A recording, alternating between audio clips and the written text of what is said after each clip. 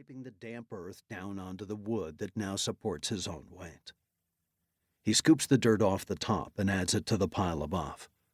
Lightning and thunder continue around him, and the wind picks up, causing Creighton to struggle with his umbrella. Clyde only notices this because Creighton never appears to struggle with anything. Clyde has been working for Creighton for 15 years, and although communication between the two men is limited, Clyde feels he knows the man better than most. He understands Creighton's schedule and keeps the grounds just the way his boss likes them. In 15 years, he's never seen Creighton upset. He's never seen something go the opposite of what Creighton expects. The man always gets his way.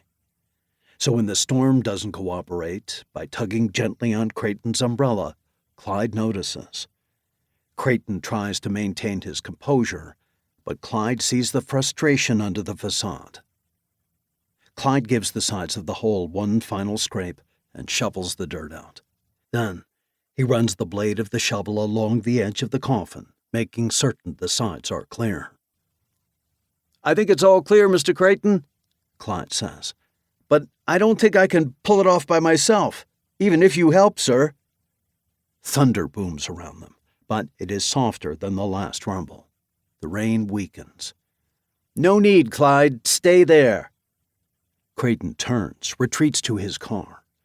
Cadillac introduced the LaSalle line in 1926, and Creighton, of course, was one of the first men in the country to own one. Creighton fumbles around inside the car and emerges a moment later carrying a rope with a hook attached to one end. He tosses the rope down. Clyde looks up at him.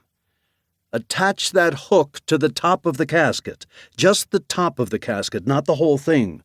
I don't want to pull the whole thing out, just the top. Then we can get the body." "Yes, sir." "Sir, what are we doing with the body?" Clyde asks, regretting his question as soon as the words escape his lips. "One step at a time, Clyde. One step at a time." Creighton grins. Clyde sees a twinkle in his eye. He's never seen a look like that on Creighton's face.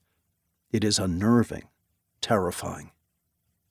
But he can't think about what Creighton is going to do with the body. His employer expects work to get done, and Clyde prides himself on being a good worker.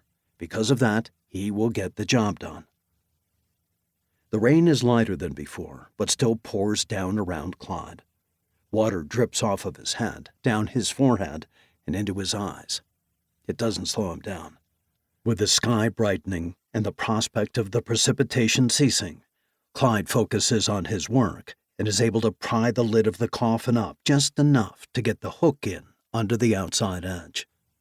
"It's on, sir," Clyde calls from the hole. "Climb out of there, Clyde." Clyde pulls himself out, back onto the damp grass. As he gets to his feet, he looks up to see Creighton attaching a rope to the front end of the Cadillac. His boss affixes the rope to the car and climbs in. The engine roars to life, and then it backs up slowly. The top of the coffin is pulled easily up onto the grass.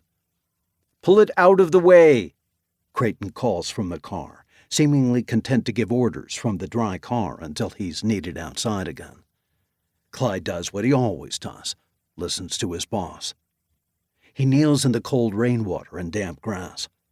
Clyde unhooks the rope from the thick piece of heavy oak. With the top of the casket free, Clyde grips the wood with both hands. Though it's heavy, he drags it away from the open gravesite and looks to his boss. "Excellent, Clyde. Good work. Now get that rope wrapped around its legs," Creighton barks from the driver's seat. "Sir?" Clyde stands for a moment, frozen.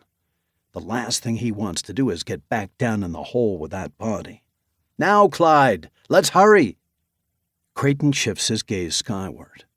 Clyde's shoulders jump. He doesn't mean to do it, would never do it intentionally in front of the boss, even if he hated the task given to him. He always says, "Yes, sir," and gets to work. He is paid to do what is asked of him and never complain. "Clyde, you can do this. It's almost done." Creighton surprises him by giving words of encouragement. "Yes, sir." He climbs into the hole, stands on the narrow edge of the